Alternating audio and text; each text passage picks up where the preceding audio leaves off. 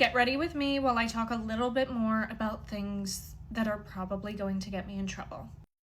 Those who don't know, my name is Ashley St. Clair. I was a MAGA influencer involved in MAGA politics for almost a decade. I know. There are a lot of people who are, saying, why didn't you say anything sooner? Okay, let's talk about the satellites again and what Elon had told me about the satellites and the election and his weird ass real-time data that I'm unsure how he had. First of all, I am unaware of any law that says thou shalt not use satellites in elections, okay? At this time, I had just had a child with this man. I did not think it was illegal. It probably isn't, to be honest. I find it strange to be like, why didn't you punch the most powerful, insane people in the face sooner when you have 2 babies to take care of? This isn't just Elon, this is also Trump and the current administration and the people who run quite literally every federal agency, okay? First and foremost, I needed to make sure that I had protections in place, not for myself, but for my babies, who are my entire world, okay? And through a very long, laborious, and painful process, that has been accomplished. And again, I have my second child in September, okay? September of 2024. And while I am in the delivery room alone with my mother, I am getting messages from, if anyone knows, then everyone's gonna die. I don't know. He's like scaring the shit out of me, honestly. But this is how these people operate. They operate through fear. They want you to think that if you speak up, something catastrophic will happen. Yeah. One thing that was interesting about the data, the internal data he sent me from America Pack, one of the charts had, oh my god, had certain milestones, like comparative milestones on it. So they were tracking real-time Delta vote metrics, which, again, not sure how you do that before election day, whatever.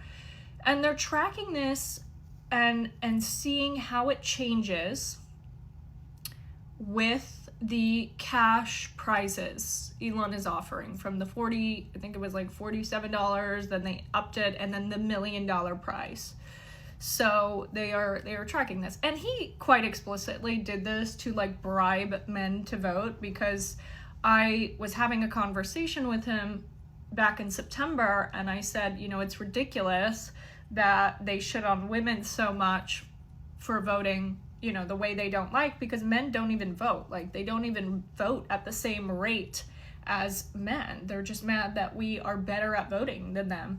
And Elon gets all hyped up and he's like, I will make them vote. I'm the best goddamn general in the world. They just need a carrot.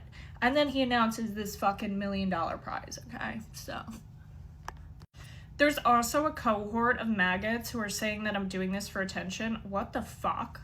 You think I'm risking my life for attention? I can assure you there are much better ways for me to get attention than, making myself a target from literally the most powerful people in the world, from the White House to Elon Musk, okay? What the fuck is wrong with you people? There's also a cohort of people. Like I said, there is a very respectable individual who has the text and documents with the information that I disclosed yesterday. And there's a lot of people who are like, why don't you give this to a big journalist? Why don't you give this to a big outlet? Okay, if you guys don't understand how the media and actual credentialed journalism works, they are not going to run a headline based on my text with Elon, based on my signal messages with Elon. That's not how this works. Real reporting takes a lot of time, okay? But I will say I've had a lot of time over the last year and a half here. There's also a strange cohort who's like, well, you know, I just don't understand how you changed your views. I'm telling you, what do you mean? How are you asking me why I hate capitalism now after I'm telling you that the richest man in the world was texting me about his space lasers for the election?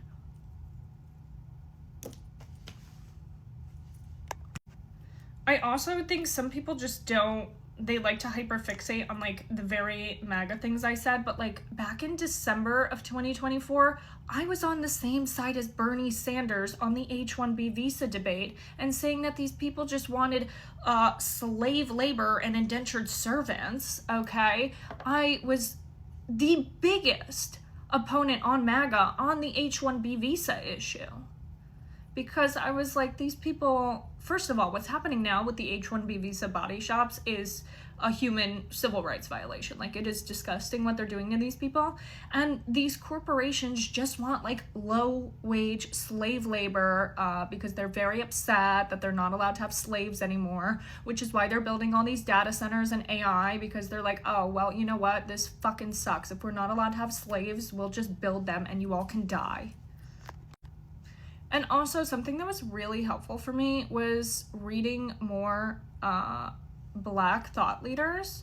So back in August of 2025, I read a lot of Du Bois and Robinson and Eric Williams, and it just first of all, it confirmed some of the things I was thinking about capitalism and about our current system, but it also just opened my eyes to systems of oppression that I had never seen before. I had never read. You know, I read my first slave narrative at 25, 26. And honestly, if I would have just read these books and listened to the people who have been screaming in the wind, they've been trying to tell us everything that I'm saying to you right now, okay? I can guarantee you there is not a singular Black American who is surprised by what I am telling you right now whatsoever. The people who are like most shocked by this are like the white liberal ladies. They're like very upset. They're like, oh my God, how could they do this? But the Black people are not amused, okay? And I don't mean that like disparagingly about the white liberal ladies, because they've been so sweet. They're like, we feel like we want to take you under our wing and be a mom to you because we're scared for you. And I really do appreciate that. However, I also want people to recognize that there are people who have been saying that these very wealthy elitists are capable of this, and they've done this before. This is most Silicon Valley and Wall Street bros would be very proficient in plantation accounting. This is kind of unrelated, but it just kind of popped into my head, so I'm gonna talk about it. Elon was very manipulative in his relationships, and I noticed this even with people who were like his friends. There's this kid, well, he's a grown-ass man, but he just like looks like a kid. This kid, Andrea Stroppa from Italy, and Andrea got in trouble in Italy for something he was doing with Starlink and Elon's companies. But so I got to know Andrea because he kind of reached out to me and became friends with me. And I was under the impression that he was like a friend of Elon's because Siobhan was inviting him. This was one of the only people invited to Elon's birthday party at their house, whatever. And then he was with Elon a lot. You know, Elon would give him money for different like initiatives in Europe or Italy, whatever. And then after the election, Andrea was like reaching out to me for like access to Mar-a-Lago or something. I forget what it was. And so I text Elon and I'm like, yo, what is the deal with Andrea? Like, why is he texting me for this? Like, I thought you guys were friends. Like, what's going on? And Elon says, he's a super fan, but I don't want to risk turning him into a super enemy. And I was like, does he know this? but then I was like, okay, like, I'll just ignore him. And Elon's like, no, like, don't ghost him. Yada, yada. What the fuck? So this guy's, like, keeping this individual around. And to my knowledge, from my many conversations with Andrea, like, he genuinely thinks him and Elon are friends. Like, genuine friends. Again, he's one of the only people that Siobhan is inviting to Elon's birthday party. That sounds like a friend to me, but then Elon's like, no, he's just a super fan that I don't want to turn into a super enemy. What? I don't have anybody in my life who I hang out with often, all the time. I don't have anybody who's coming to my birthday party at my house with my children that I think is just a super fan that I'm trying to placate and not make into a super enemy. What? There was also a really dumb comment. Someone was like, well, why didn't you call his exes? Why didn't you talk to his exes before? Excuse me, are you like genuinely with a straight face suggesting that I call the exes like of Elon Musk as if they're like fucking job references before I got involved with him? Like, it's giving, what would happen if you just called Taylor up? Now I should have done more research about their experiences that they talked about here and there, but like, what the fuck? No, I can't just call his exes like this is a job interview, okay? Though I think we should. I really think a lot in society would be much better if it was socially acceptable to call people's exes as if they were job references, okay? It would heal a lot. It would promote better home management because then people are less inclined to have messy breakups with their exes or be insane, you know, whatever. And choose better. There's also a weird cohort of people who are like, oh, she's making this up. Okay, I get it. I'm a little crazy. I'm a little distasteful. But do you really think I'm just making up the things that I'm saying right now? What? No, I have text. He did this over iMessage, okay? This wasn't even Signal. I was like, dude, like, you wanna move apps here? What the fuck are you telling me? There's also, wait 1 second, I can't talk and do this. There's also a lot of people who are like, you need to tell everyone that you'd never harm yourself, blah, blah, blah. I wouldn't, okay? But I feel like starting every video out that way just feels like very,